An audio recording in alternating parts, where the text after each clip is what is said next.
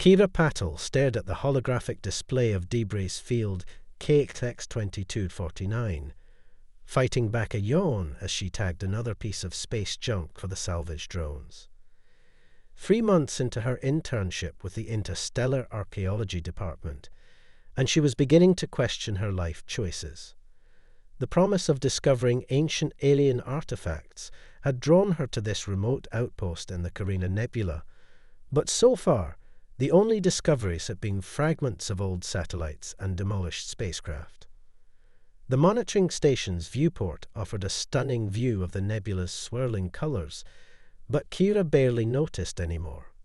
She adjusted her regulation jumpsuit's collar and continued the monotonous task of cataloging debris. The station's A assistant droned on with its usual commentary. Object 47,832. Composition primarily titanium alloy. Estimated age 89 years.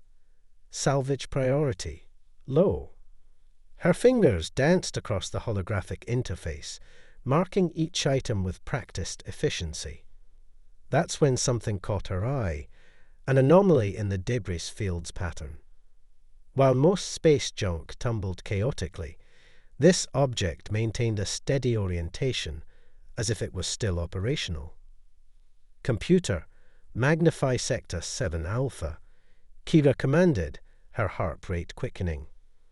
The hologram zoomed in on a massive structure, unlike anything she'd seen before. Its hull was covered in intricate patterns that seemed to shift and change as she watched, defying the harsh radiation of space that should have eroded any surface features millennia ago. Object 47,833. Unable to determine composition. Age estimation inconclusive. Warning. Object exhibits unusual energy signatures. Kira leaned forward, her dark eyes wide with excitement. This was it. This was what she'd been waiting for.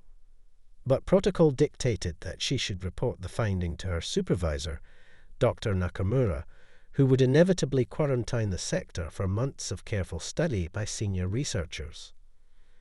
Her gaze drifted to the small maintenance shuttle docked outside the station. She was certified for basic debris inspection flights. It would be a simple matter to get a closer look. Just a quick scan, she told herself, just enough to confirm whether this was actually worth reporting. 20 minutes later, Kira found herself piloting the shuttle through the debris field, her heart pounding with equal measures of excitement and anxiety. The mysterious vessel grew larger in her viewport, its true scale becoming apparent. It was massive, easily 10 times the size of her shuttle, with a design that seemed to flow like liquid metal frozen in space. "This is either the stupidest thing I've ever done," she muttered to herself, or the most important. The shuttle's proximity alerts began chiming as she approached the vessel. Its surface seemed to ripple in response to her presence, though Kira told herself it must be a trick of the light. She maneuvered carefully around the structure, looking for any sign of an entrance. The vessel's hull was seamless, but as she completed her third circuit, she noticed something strange.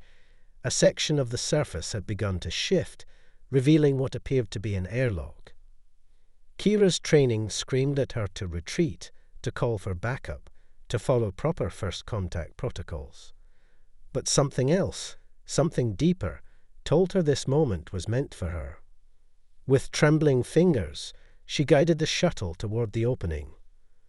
The docking procedure was surprisingly smooth, as if the ancient ship was helping her align the airlocks. Her suit's sensors indicated a breathable atmosphere beyond the airlock, but Kira kept her helmet sealed. She wasn't completely reckless after all. As she stepped into the vessel, soft lights began to activate along the corridors, responding to her presence. The interior was unlike any spacecraft she'd studied. The walls seemed almost organic, with patterns that pulsed with a faint, bluish glow. Kira activated her suit's recording systems. knowing that regardless of what happened next, she needed to document everything. The corridor led her deeper into the ship, each step revealing new wonders. Holographic displays flickered to life as she passed, showing star charts and diagrams she couldn't begin to comprehend. She reached what appeared to be a central chamber, dominated by a massive crystalline structure that hung from the ceiling like a frozen waterfall. As she approached, the crystal began to hum with energy, its surface coming alive with swirling patterns of light. "Oh, this is definitely above my pay grade," Kira whispered, reaching into her tool belt for her scanner. Her fingers brushed against something else instead, the stick from the fizzy candy she'd been nervously sucking on during her shift. Without thinking, she pulled it out, studying the way the crystal's light reflected off its synthetic surface. The patterns in the crystal suddenly intensified, as if responding to the candy stick. Kira stepped closer, her scientific curiosity overriding her caution. She reached out, the stick extending toward a small indentation in the crystal's base that seemed almost perfectly sized for it. "This is ridiculous," she said to herself, even as she continued moving forward. "This is an advanced alien vessel, possibly thousands of years old. It's not going to respond to a piece of." The candy stick slid into the indentation with a soft click, and the entire ship came alive around her. The crystal erupted with light, and a deep thrumming filled the chamber. Holographic displays burst into existence all around her, filling the air with cascading symbols and diagrams. The ship's systems, dormant for untold centuries, began to awaken. As Kira stood there, frozen between awe and terror, a voice spoke, not through her suit's comm system, but directly into her mind. Identity verification initiated, preparing for neural synchronization. The last thing Kira saw before the light overwhelmed her was her own reflection in the crystal, her expression a mixture of wonder and fear. She had wanted to discover something extraordinary during her internship, but as the ship's consciousness reached out to merge with her own, she realized she might have discovered something far beyond her wildest dreams. The neural synchronization felt like diving into an ocean of liquid light. Kira's consciousness expanded, merging with the ancient vessel's systems in ways that defied her understanding of both technology and biology. Images and sensations flooded her mind, stars being born, civilizations rising and falling, and through it all, this ship, watching, waiting, remembering. When her vision cleared, the chamber had transformed. The crystalline structure now projected a three-dimensional map of the galaxy around her, but it was unlike any star chart she'd ever studied. Entire sectors were marked with symbols she didn't recognize, and some stars appeared in positions that didn't match any known configuration. Neural interface established. The ship's voice resonated in her mind, more clearly now. "I am Nexus, the last vessel of the Stellarian fleet." Kira struggled to find her voice, her mind still reeling from the synchronization. I'm Kira Patel. I'm an intern with the Interstellar Archaeology Department." She almost laughed at how inadequate that introduction felt. "Your position within your social hierarchy is irrelevant," Nexus responded. "You have demonstrated the necessary qualities for initialization. Your species designation was unexpected, however. Our projections indicated first contact would occur with the Alfengi or the Zenith Collective." The ship's internal lighting shifted, bathing everything in a soft azure glow. Holographic displays materialized around Kira, showing her images of worlds she'd never seen and species she'd never imagined. "The Stellarians," Nexus continued, "were the guardians of what you would call the Carina sector. We watched over 10,000 worlds, guided countless species toward enlightenment until the coming dark." Kira's archaeological training kicked in, and she found herself recording mental notes even as she tried to process the magnitude of what she was witnessing. The coming dark. What happened to your people? The ship's response came not in words, but in images, massive vessels emerging from fold space, darker than the void itself, wielding weapons that could extinguish stars. The Stellarians, for all their advanced technology, found themselves facing an enemy that didn't seek conquest or resources, but only absolute entropy. We fought, Nexus explained, for 300 of your years, but with each passing cycle, more systems fell to silence. The Dark Ones were patient, methodical, unstoppable. In the end, the Stellarian High Council made a decision that would echo through millennia. The holographic displays shifted again, showing Kira a massive fleet of ships similar to Nexus, each carrying something precious, the combined knowledge and technology of the Stellarian civilization. We scattered.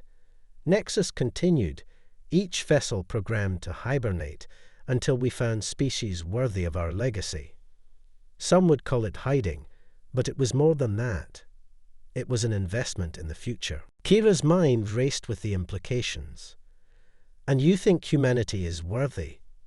We're still fighting wars over resources, still struggling with basic concepts of unity and cooperation. Worthiness is not measured in technological advancement or social harmony, Nexus responded. It is measured in potential. Your species possesses something rare, the ability to adapt, to find solutions where none should exist. The ship's consciousness brushed against her memories, focusing on the candy stick still inserted in the crystal. As you have demonstrated.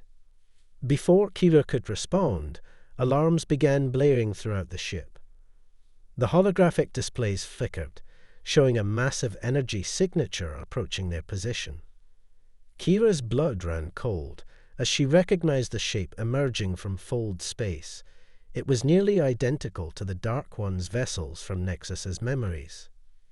It appears, Nexus said, its tone somehow both calm and urgent, that our activation has not gone unnoticed.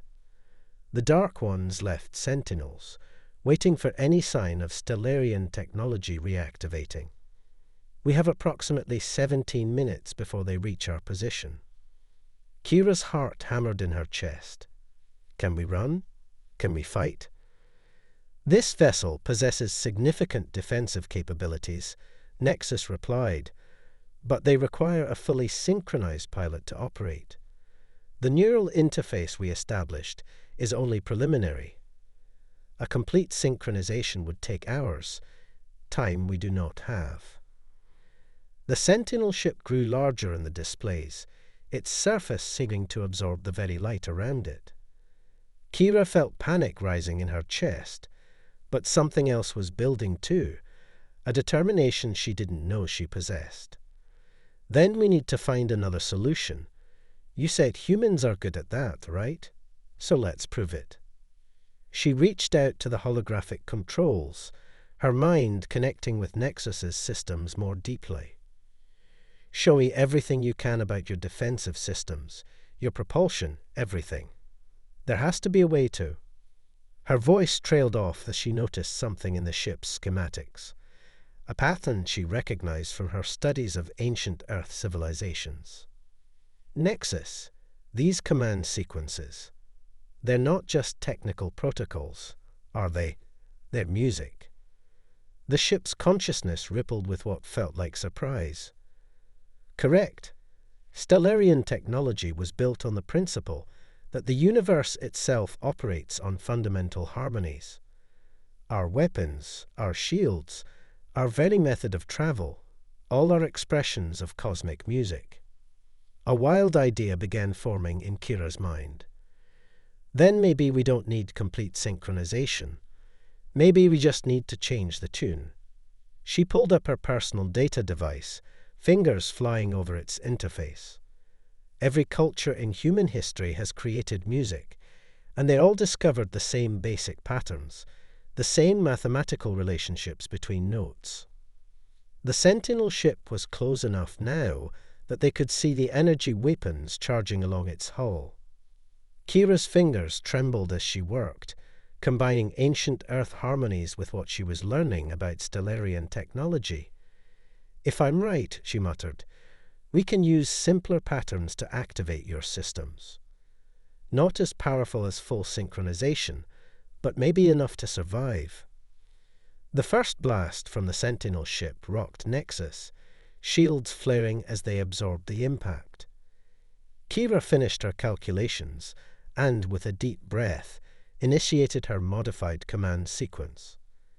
Through their neural link, she felt Nexus processing the new patterns, adapting them to its ancient systems. The crystalline structure began to pulse with a new rhythm, one that combined the mathematical precision of Stellarian technology with the raw, primal power of human music. The ship's systems responded, cutting alive in ways they hadn't in millennia. As the Sentinel ship prepared for another attack, Kira allowed herself a small smile. She might be just an intern, but she was about to show these ancient enemies why humanity had survived everything the universe had thrown at it so far. The real question was, would it be enough? The modified harmony surged through Nexus's systems, transforming the ancient vessel into something entirely new. Kira's improvised combination of Earth music and Stellarian technology created resonance patterns that the Sentinel ship's targeting systems couldn't predict. As another blast of dark energy lanced toward them, Nexus pirouetted through space with a grace that seemed impossible for its size. "Your adaptation is unexpected," Nexus commented, its tone carrying a hint of what might have been admiration. "But we cannot evade indefinitely. The Sentinel's weapons will eventually adapt to our pattern." Kira's mind raced as she directed Nexus through another series of evasive maneuvers. Through their neural link, she could feel the ship's systems struggling to maintain the hybrid harmonies she created. "We need to go on the offensive," she said, more to herself than to Nexus. "What are our weapons systems?" The answer came in a flood of technical data, descriptions of quantum resonance cannons and harmonic disruptors that made her head spin. But one system caught her attention, a device the Stellarians had called the Symphony of Unmaking. "That's it," Kira breathed. "Nexus, can we modify the symphony to work with our hybrid harmonies?" "Such an attempt would be extremely dangerous," the ship responded. "The symphony was designed to break down matter at its fundamental frequency.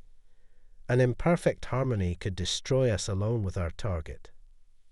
Another blast from the Sentinel ship caught them glancing below, sending tremors through Nexus's hull. Warning signals flashed across Kira's consciousness.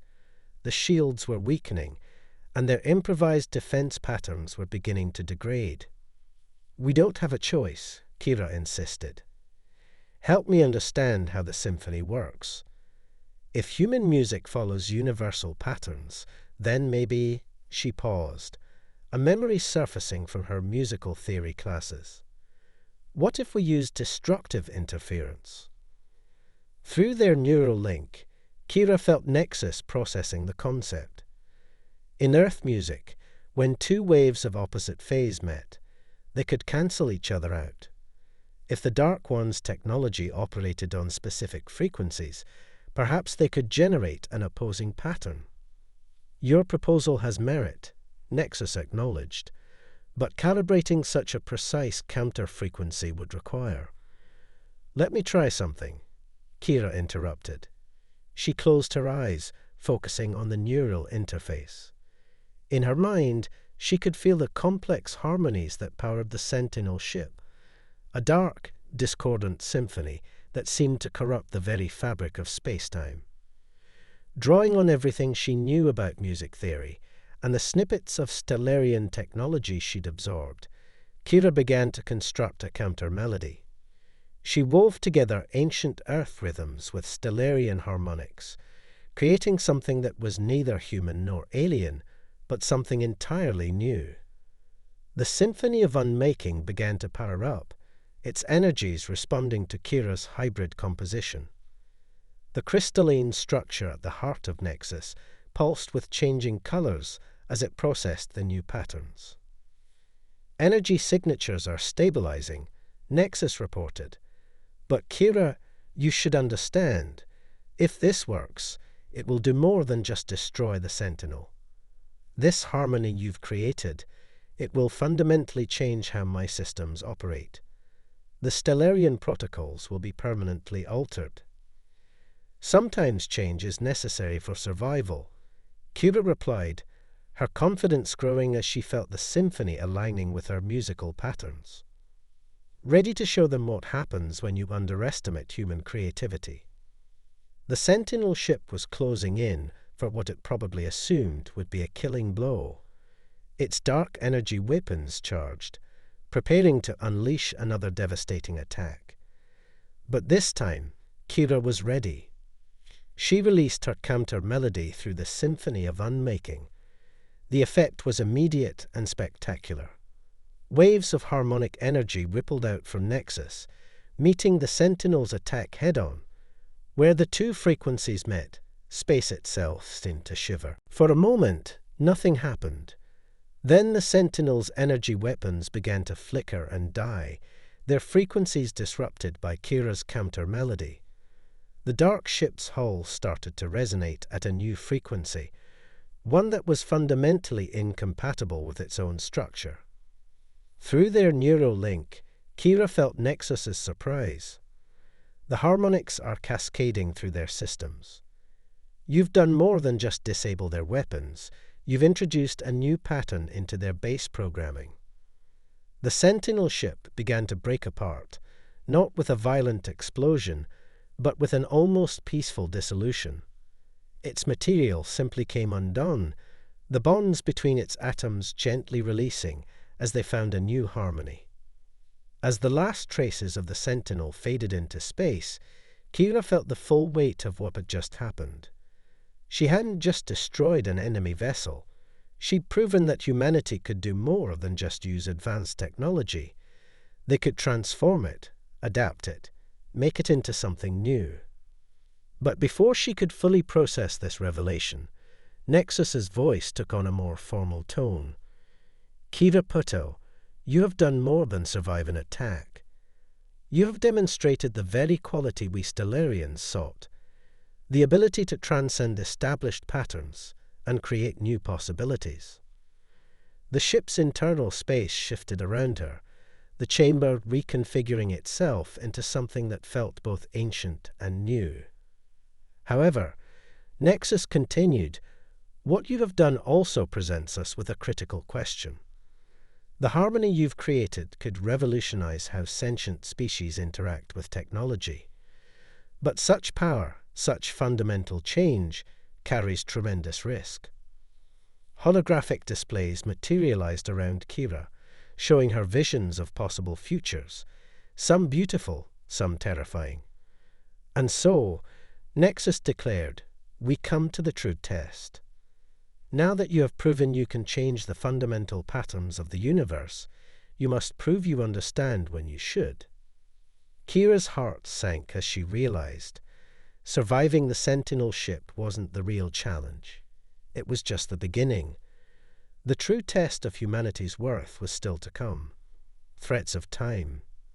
The holographic displays surrounding Kira shifted, weaving together strands of light that formed into scenes from the Stellarians' history. Through their neural link, she felt Nexus's memories flowing into her mind, not just data this time, but real lived experiences that stretched across millennia. Before you face the final test, Nexus explained, you must understand why the Stellarians made the choices they did. Why they chose to hide their technology rather than use it to fight the Dark Ones directly. The scenes playing out before her showed a civilization at its peak, worlds transformed into paradises, diseases conquered, even death itself pushed back by the power of harmonic technology. The Stellarians had mastered the music of the universe itself, using it to reshape reality according to their will. We thought ourselves wise. Nexus continued, its tone carrying centuries of regret. We believed that because we could control the fundamental frequencies of existence, we had the right to do so. The Dark Ones were not invaders from outside, as we led our people to believe. They were our own creation. Kira watched in horror as the story unfolded. The Stellarians' experiments with harmonic technology had torn holes in the fabric of reality, creating entities that existed in the spaces between frequencies, the Dark Ones. These beings weren't driven by malice, but by a fundamental incompatibility with normal space-time. Every attempt to destroy them only made them stronger, Nexus explained. They were born from our harmonics, and so they learned to feed on them. Each weapon we created, each defensive measure we took, only gave them more power. The more we fought, the more we damaged the basic structure of our universe. The images showed the Stellarian High Council making their final decision. Instead of continuing a war they couldn't win, they would scatter their knowledge across the galaxy, hidden in ships like Nexus. But not just hidden, transformed. The Council realized that raw power wasn't the answer, Nexus said. We needed species who would approach our technology differently, who would see patterns we had missed. That's why each ship was programmed to wait for beings who could prove themselves worthy not through strength or intelligence alone, but through innovation and wisdom. Kira thought about how she had modified the Stellarian harmonics with Earth music. That's why you accepted my changes to your systems. You were designed to evolve, to be transformed by whoever found you. Correct. But now you face a greater choice. The holographic displays cleared, showing her the impact of her hybrid harmony. The new patterns she had created were spreading through space, subtle but profound changes rippling out from their location. Your modification of the symphony of unmaking didn't just destroy the Sentinel. It created a new kind of harmony, one that could potentially rewrite the fundamental frequencies of space-time itself. The implications hit Kira like a physical force. She hadn't just found a way to fight the Dark Ones. She had accidentally discovered a way to change the very nature of reality. The combination of human music and Stellarian technology had created something entirely new, something that even the Stellarians hadn't foreseen. The final test isn't about proving our worth anymore, is it? Kira asked, her voice barely a whisper. It's about proving we know when not to use power, even when we have it. You begin to understand, Nexus confirmed. But knowing the principle is not the same as facing the choice. Look. The displays shifted again, showing her two possible futures. In one, she could see her hybrid harmonics being used to reshape the galaxy, eliminating disease, hunger, and death itself. Humanity would ascend to heights the Stellarians had never reached. But beneath the surface of that bright future, she could see subtle distortions forming in space-time, the seeds of new Dark Ones, perhaps even more dangerous than the first. In the other future, the knowledge would remain contained, humanity advancing more slowly but discovering its own path. The Dark Ones would eventually fade as the old harmonics dissipated, the universe healing itself naturally over millennia. This is why the Stellarians chose to hide, Kira realized. Not because they were afraid of other species misusing their technology, but because they understood that some knowledge comes at too high a price. And now you must decide, Nexus said. The harmony you've created could transform humanity overnight. You have proven you can use it responsibly. The question is, should you? Kira stared at the diverging futures before her, feeling the weight of centuries pressing down on her shoulders. She was no longer just an intern making a discovery. She was standing at a crossroads that would affect the entire galaxy. The crystalline structure pulsed softly, waiting for her decision. Above her, the stars seemed to hold their breath, and somewhere in the void, she knew the echoes of her choice would ripple through time itself. Legacy of the stars. Kira stood in the chamber of choices, her hand hovering over the crystalline interface.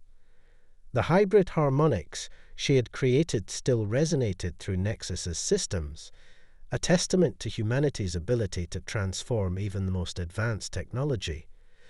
But now that same creativity had led her to a moment of profound responsibility. Time grows short, Nexus informed her. The changes you initiated are spreading. Soon, they will reach a critical threshold. Once that happens, they cannot be undone. Looking at the diverging futures before her, Kira thought about everything that had led her to this moment. She'd come to the Carina Nebula dreaming of discovering ancient artifacts, of making her mark on history. Now she had the chance to do more than that. She could reshape history itself. But as she studied the harmonics flowing through space, she noticed something she hadn't before. In the future, where humanity received the transformed Stellarian technology, there was a subtle pattern, a familiar resonance that reminded her of the Dark Ones. Nexus, she said slowly, show me the frequency patterns of the original Stellarian civilization again, from before the Dark Ones appeared. The holographic displays shifted, revealing the harmonics that had once powered the greatest civilization the galaxy had ever known. Kira compared them to her own hybrid patterns, and suddenly she understood.